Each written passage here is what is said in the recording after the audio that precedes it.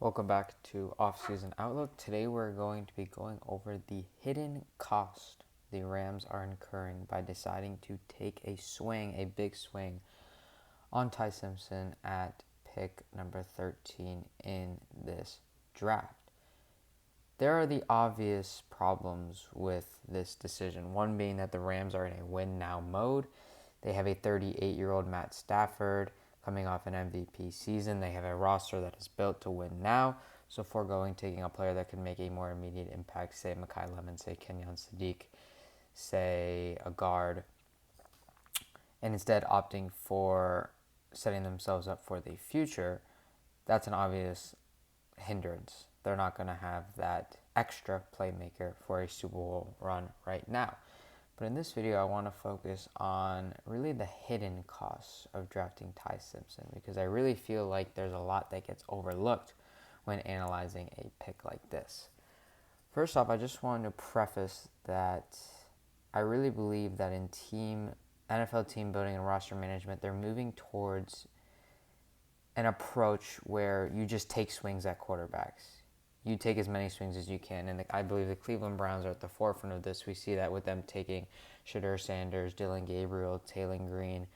Now, I get it. These are all later draft picks, and none of these players, you could argue, are of the same pedigree as Ty Simpson, but you see the logic.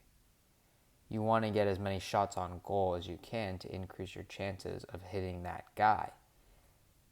That's why when team builders pitch the Ty Simpson idea of sitting him for 2 to 3 years, they're really missing that opportunity loss for the Los Angeles Rams, where during that 2 to 3 years, they're not going to be going out and actively scouting top quarterback talent because they believe they have their guys sitting and waiting.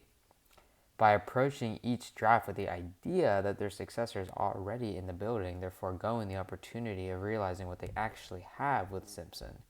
And therefore, they can't make an accurate decision on if they need to target a quarterback in that draft or in free agency.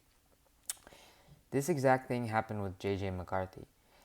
I know he missed the entire 2024 season due to injury, but listen, the plan was not to start him anyway. The plan was to sit him behind Sam Darnold for a year. It was an intentional sitting. By doing that, by not getting that year of action out of J.J. McCarthy, they continued to hold on to the notion that he was their guy. He was going to be their starter. He was the high draft pick, and he was deserving of that spot.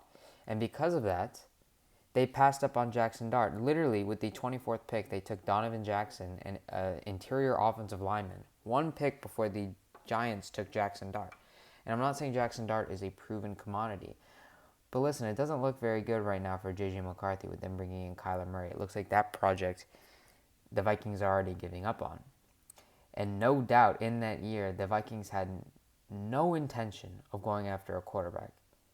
Not even the intention, because they thought that they had their guy. And I feel like the Rams could easily fall into this trap. And of course, if Ty Simpson works out, this doesn't matter.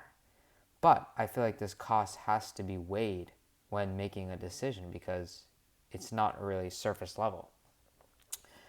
Also, rookie contract QBs are especially valuable because of their cheap surplus production. Think what the 49ers were able to do with Brock Purdy's minuscule salary.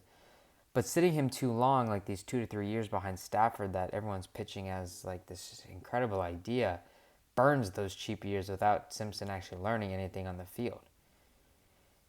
People talk about the progress that quarterbacks like Sam Darnold make sitting behind incredible offensive coordinators like Kyle Shanahan. Obviously, for Ty Simpson, that would be behind Sean McVay. But Sam Darnold played a ton of football for the Jets and the Panthers before that opportunity with the 49ers. Ty Simpson has 15 collegiate starts, and a lot of them were ugly. He needs more on-the-field experience than football discussions with McVay and Stafford. No doubt those are helpful, but you can only get so good without actually seeing the field. People also like to make the comparison with Jordan Love. Listen, Jordan Love played a lot more football at Utah State, 2 full seasons and about half of his freshman year. also the few cases where the first round succession plan succeeded, it was all with QBs with very high end tools. Think Patrick Mahomes, Carson Palmer, Dante Culpepper, Aaron Rodgers, Jordan Love. These were all QBs with top shelf stuff and tools to develop. Ty Simpson is not that guy. Ty Simpson's X factor, if you will, is his smarts, the fact that his dad was a coach, the fact that he went up against Saban's defenses in practice, that he stayed at Alabama, he didn't venture elsewhere, he's truly a student of the game.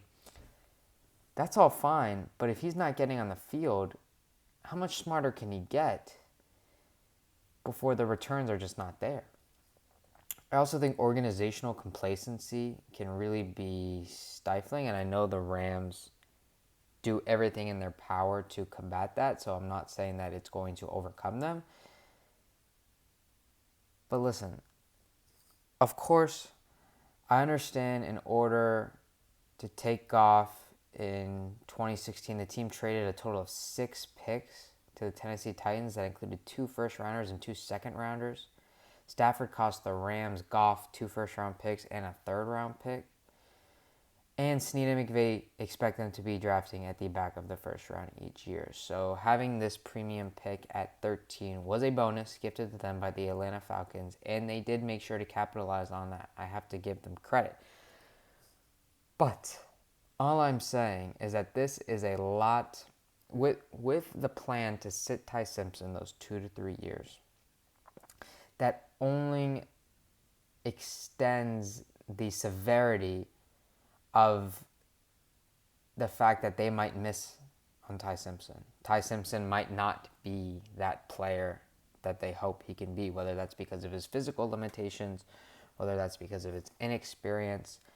The longer and longer they wait, the more and more they miss out on, and the more and more eggs they're putting in the Ty Simpson basket by neglecting to go and look at other options because they believe they don't need to. This has been Off-Season Outlook. Those are the hidden costs of Ty Simpson.